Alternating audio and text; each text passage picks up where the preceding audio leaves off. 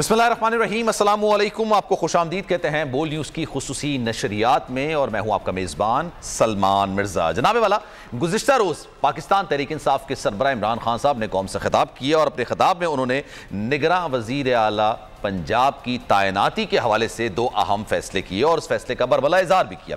उन्होंने कहा जनाब, इस तैनाती को सुप्रीम कोर्ट में अदालत में चैलेंज किया जाएगा और साथ साथ इस तैनाती के खिलाफ रोड पावर का इजहार भी किया जाएगा। आज यानी जब उन्होंने कल खिताब किया था तो उन्होंने जिक्र किया आज का कि आज पंजाब में लाहौर में जबरदस्त किस्म का एहतजाज होगा और उन्होंने कहा कि इलेक्शन कमीशन का जो किरदार है वो इससे पहले माजी में कभी भी इतना जानिबदार नहीं रहा जितना आज नजर आ रहा है। साथ साथ उन्होंने इलेक्शन कमीशन पर यह इल्जाम भी आयद किया कि जितने फैसले पाकिस्तान तहरीक इंसाफ के हवाले से इलेक्शन कमीशन ने करने थे वो तमाम फैसले पाकिस्तान तहरीक इंसाफ के खिलाफ ही किए गए। उन्होंने कहा कि जनाब, फ्रंट मैन को किस तरह से वजीर आला, निगरां वजीर आला पंजाब बनाया जा सकता है और किस तरह से यह तवक्को की जाती है कि जनाब हम इसको एक्सेप्ट कर लेंगे, हम ना भेड़ है ना बकरी है कि आपके हर फैसले को मेनुअन तस्लीम कर लें। इस्तीफे मंजूर किए जाने लगे।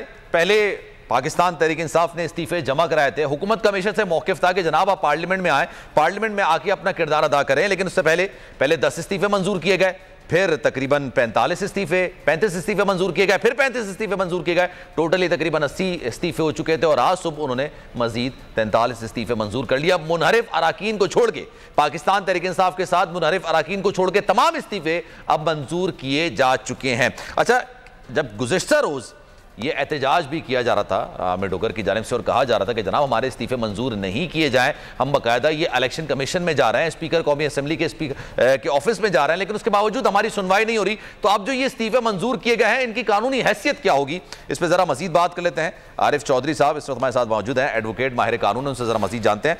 आरिफ साहब, एक कौमी असम्बली का मेंबर इस्तीफा दे देता है, लेकिन तरीक़ेकार यह है कि वो स्पीकर के सामने खड़ा हो और खुद कहे कि जनाब मैंने अपनी मर्जी से दिया है इस्तीफा और किसी की प्रेशर में आके नहीं दिया, लेकिन बाद में अगर वो इस्तीफा लेने की बात करे कि जनाब मैं इस्तीफा जो दिया गया उसको वापस लेता हूं, फिर भी उसको एक्सेप्ट कर लिया जाए, तो सर इसमें क्या कानूनी सुकम हो सकता है? बहुत शुक्रिया। पहली बात तो यह है कि इस्तीफा जो देने का तरीक़ेकार है उसके मुताबिक ही इस्तीफा होना चाहिए, और अगर कोई शख्स खड़ा होकर बाकायदा ये कहता है और अपनी इस बात की बाकायदा ज़ोर से तसल्ली भी करवा देता उसे, और यानी अपने दस्तखत के साथ वो रेजिग्नेशन देता है, तो वो मंजूर हो जाना चाहिए। लेकिन इसके बाद ये सूरत हाल यहाँ बिल्कुल मुख्तलिफ है। यहाँ वो सूरत हाल है कि जब सब लोगों ने खड़े होकर कहा कि जी हमने इस्तीफा दे दिया है, उसे उन्होंने मंजूर नहीं किया। सही है। तो उसके बाद इस वक्त जो उन्होंने इस्तीफे मंजूर किए हैं ये तो कानून के और आइन के बिल्कुल मुतसादम उन्होंने किए, क्योंकि इस वक्त तो उनके सामने लोग खड़े नहीं थे, अपने इस्तीफों की तायद नहीं कर रहे थे, यहाँ तो वो अपने इस्तीफों की तरदीद कर रहे थे, और यही वो अमल था जो कानून का और आइन का मुतकाजी था, और यही वो बात थी जिसके लिए स्पीकर साहब बज़ोम ख्वेश या जो अपने तौर पर वो कह रहे थे कि जी मैं कानून के मुताबिक करूँगा, तो यही कानून की मंशा थी। तो जब वो कानून की मंशा पूरी नहीं हो रही थी और वो लोग सामने खड़े होकर ये नहीं कह रहे थे कि हम इस्तीफा देते हैं, तो उस वक्त उनकी अदम मौजूदगी में इस्तीफा मंजूर आइन क्या कहता है? सर मैं चाह रहा हूं कि थोड़ा सा आप इसकी तशरीह करें कि एक आइन में तो जी ये लिखा हुआ है कि कोई भी मेंबर जो है वो अपने दस्तखतों के साथ रिजाइन कर सकता है, उसमें वो हैंड रिटन हो नहीं हो उसमें कोई फर्क नहीं पड़ता। ना उसमें कोई दस्तखत जरूरी नहीं है कि हैंड रिटन हो, बस अपने दस्तखत उसने कर दिए कि मैंने रिजाइन दिया, तो वो स्पीकर के पास जाएगा। स्पीकर यकीनन उसको बाकी रूल्स हैं, उसे हक हासिल है कि वो देख सकता है कि वाकई उस मेंबर ने इस्तीफा दिया या कोई उसके भी आप पे ऐसे किसी ने लिख के दे दिया, तो ये तो बात एक है, सही है, वेरिफिकेशन कर सकता है। लेकिन ये अमल कि वो कह रहे जो जिससे मुतल्लिक ये कहा जा रहा है कि उसने इस्तीफा दे दिया, वो कह रहा है कि नहीं जी मैं नहीं खड़ा आपके सामने इस्तीफे, ना वो खड़ा है ना वो तायद कर रहा है इस्तीफे की, और आप उस वक्त मंजूर कर रहे हैं जब वो इस अमल के बिल्कुल बरअक्स खड़ा होकर कह रहा है कि जी मैं तो इस्तीफे वापस यदि मैंने नहीं दिया इस्तीफा।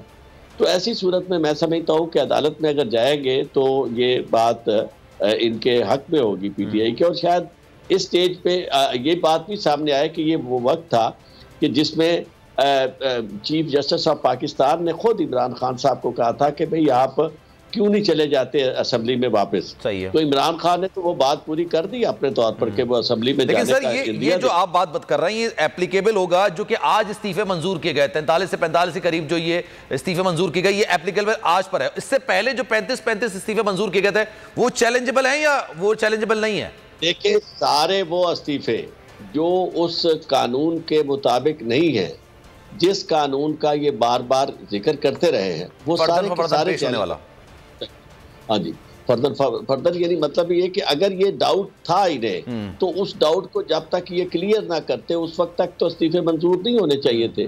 फिर तो वही रिक्वायरमेंट थी कि इनके सामने आकर वो कहते कि जी हमने इस्तीफा दिया है, लेकिन जब वो इनके सामने तो पेश नहीं हुए और उन्होंने नहीं कहा कि हमने इस्तीफा दिया, तो उस सूरत में तो इस्तीफा बिल्कुल उनका नाजायज। सर असल में देखिए, हम अभी बात कर रहे हैं कानून के हवाले से, आइन के हवाले से, लेकिन इस सारे मामले में अगर सियासत देखें, पाकिस्तान तहरीक इंसाफ ने इस्तीफे जमा करा दिए, अलामती इस्तीफे थे या उन्होंने इस्तीफे दे दिए प्रेशराइज करने के लिए, लेकिन फर्दन फवर्दन वो नहीं जा रहे थे कि जाके स्पीकर के सामने, राजा परवेज अशरफ के सामने जाके वो पेश होते। लेकिन अब वो सियासत ये कर रहे थे कि आप फर्दन फवर्दन आए तो हम इसको एक्सेप्ट करेंगे। अब जब ये वापस जाने लगे असेंबली के अंदर तो उन्होंने तमाम इस्तीफे मंजूर कर लिए। दोनों जानिब से सर सियासत हो रही है सारे मामले में। नहीं, इसमें तो कोई शक नहीं है। अगर ये आपकी बात इंतहाई दुरुस्त है, क्योंकि जो अगर पहली बात को देखा जाए कि जिस वक्त वो गए हैं तो पीटीआई वाले बाहर तो ये कह के गए हैं कि जी आपने इस्तीफे खड़े होकर आपने दे दिए, और नहीं साथ एक भी और भी उन्होंने कहा जी कि डिप्टी स्पीकर जो थे उन्होंने इस्तीफे मंजूर कर दिए। सही है। तो उस लिहाज से इन्हें ये चाहिए था, ये अगर नेक नियत होते ये जो इस वक्त बैठे हैं हुकूमत में और स्पीकर साहब, तो वो इसे पास्ट एंड क्लोज ट्रांजैक्शन कह देते कि भाई डिप्टी स्पीकर जो है वो भी स्पीकर के तौर पर एक्ट कर रहा था ना, तो वो उनसे कह दिया कि जी इस्तीफे मंजूर हो गए तो बात खत्म हो गई बिल्कुल। लेकिन हाँ, जब उसके बाद इन्होंने उसे खोला, उस इशू को खुद इन्होंने खोला, इन्होंने कहा कि वो इस्तीफे मंजूर, और स्पीकर का कहना, स्पीकर की यूं समझे कि एक रूलिंग है कि जी उन्होंने कहा जी कि ये इस्तीफे नहीं हुए, तो उसके बाद तो फिर इन्होंने जो कहा था उसके मुताबिक करना चाहिए था ना। लेकिन ये बात सियासत जो है दोनों तरफ। चलिए सर, मैं आपकी तरफ वापस आऊंगा क्योंकि हमारे नुमाइंदे भी वहां पर मौजूद हैं जहां पर एहतजाज किया जा रहा है। निगरां वजीर आला पंजाब की तैनाती के हवाले से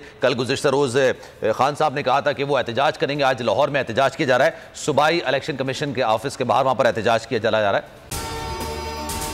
जनाब, अगर ये वीडियो आपको पसंद आई है तो लाइक पर क्लिक जरूर कीजिएगा।